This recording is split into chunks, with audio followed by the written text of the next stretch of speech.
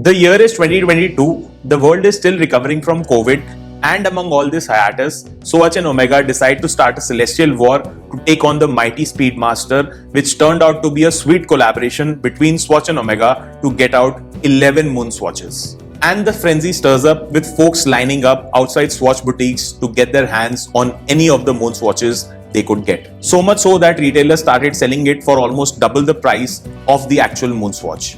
So what's the buzz about? What did they actually do to turn this into a pure marketing genius? Let's try to understand that. By the way, do watch this movie called Fly Me to the Moon so that you know what I'm talking about. So the key here was innovation. They actually spent their time developing a new material which was 2/3 parts of zirconium oxide ceramic powder and 1/3 part of bio-sourced material which was derived from castor oil. Then they put more colors into it, took the original Speedmaster design, mixed it all up, and voila, you got 11 new colors in the form of 9 planets alongside the sun and moon. So let's look at these colors one by one. But before that, please subscribe, and subscribe.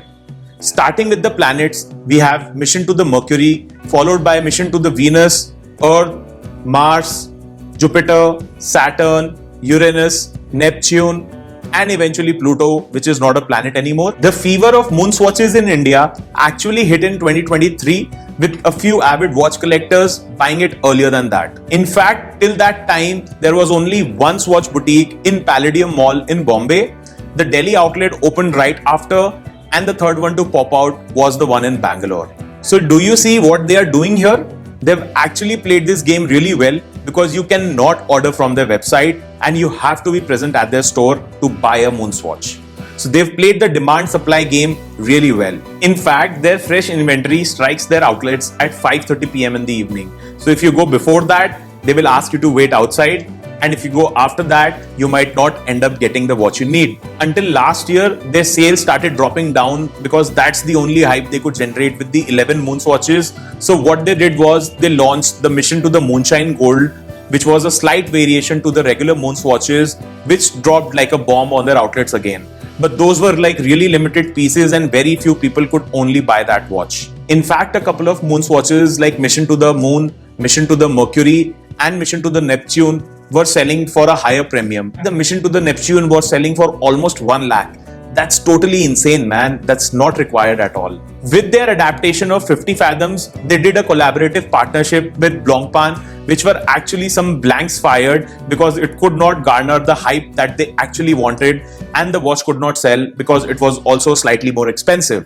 Learning from their mistakes, they came out with a couple of watches at the start of 2024 with Snoopy actually driving around in 2 beautiful colors including black and white. Soon after, they warmed up for their mission to the Earth and they came out with 3 colors including the desert, the lava, and the polar lights.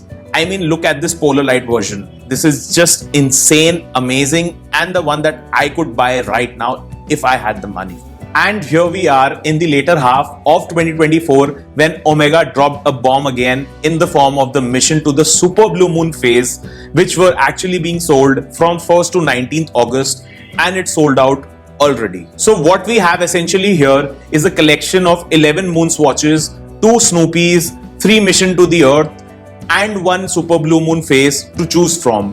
Which one are you picking? When I bought this one, it was an Ocean's 11. I mean, it was that famous, and this plasticky Speedmaster caught my attention. In fact, so much that I bought this watch right after I got out of a theater. So this is a dial size of 42 millimeters, a thickness of 13.25 millimeters, and a lug-to-lug width of 47 millimeters. The crystal here is a domed acrylic, which is a scratch magnet but looks beautiful. If you see the glass half empty, then this is tough to wear on a daily basis because it scratches a lot.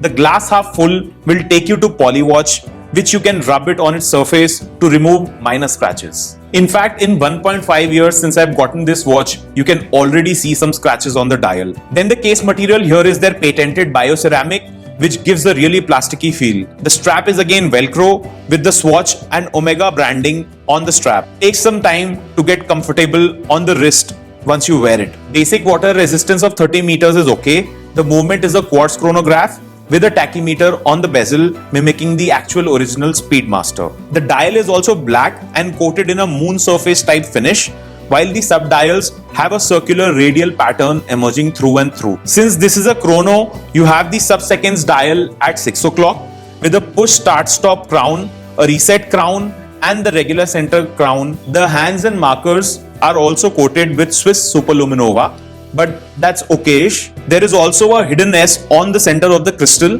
which is particularly visible under certain angles. So that's a good way to spot out a fake. Flipping the watch over, you have the moon etched onto the back with some literature, and this one's got 4 jewels too. That's quite interesting. If you have ever wanted a Speedmaster Professional but you didn't have the money, this is the closest that you can get to it for a mere 25,000 rupees or $300. I personally like this mission to the moon, and I still feel it is the classier of the lot. How classy can a plastic be? That's for the individual to decide. Is it still a valid buy in 2024 after so many iterations? Let me list some facts below for you to decide. Number 1. Speedmaster design and plastic quality.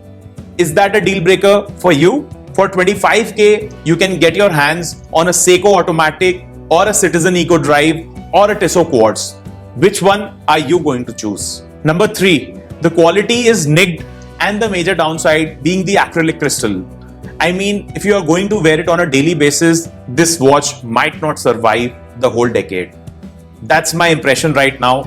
I don't know 10 years later what is going to happen. The 4th point is on the dial. Even though the crystal could be acrylic, but the colors available here, the number of variants available here are insane. I mean, there is something available for everyone, including all the genders. Really tough to get your hands on this particular watch. So are you going to wait outside a boutique or pass on the hype or completely wait it out? Well, I made the choice to hop on the mission to the moon. Are you willing to take the same flight to the moon or any other planet that you want? What are you wearing today?